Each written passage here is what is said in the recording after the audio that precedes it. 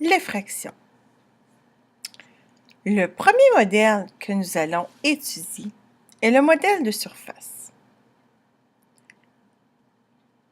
Le modèle de surface est le modèle le plus souvent utilisé pour représenter des fractions.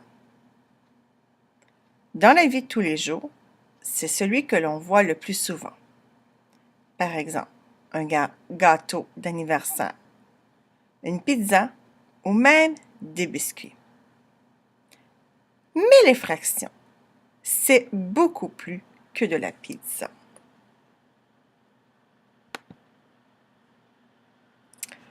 Voyons donc le premier exemple.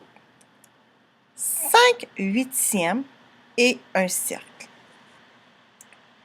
Mon dénominateur me demande de séparer mon cercle en 8 parties égales. Mon numérateur 5 me demande de choisir 5 parts de mon cercle. Voilà pourquoi j'ai dessiné 5 parties de mon cercle.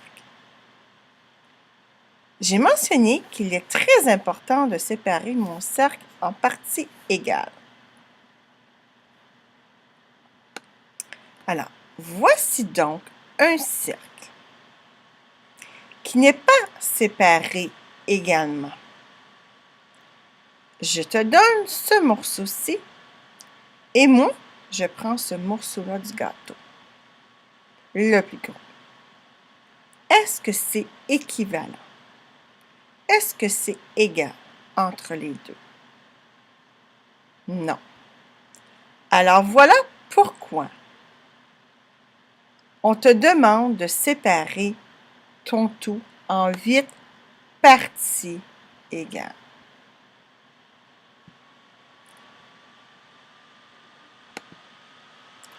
Ici, nous avons la fraction 1/3 et un triangle. Alors, je devais séparer mon triangle en 3 parties égales, puisque mon dénominateur est 3 et que mon numérateur est 1. Mon numérateur me demande d'en choisir un. Alors, j'ai dessiné une partie de mon triangle en jaune.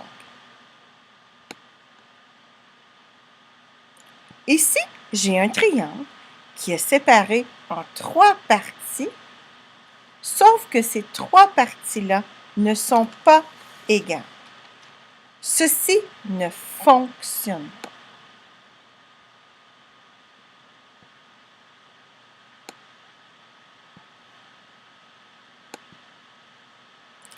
Ici, nous avons différentes représentations de la fraction 1/2.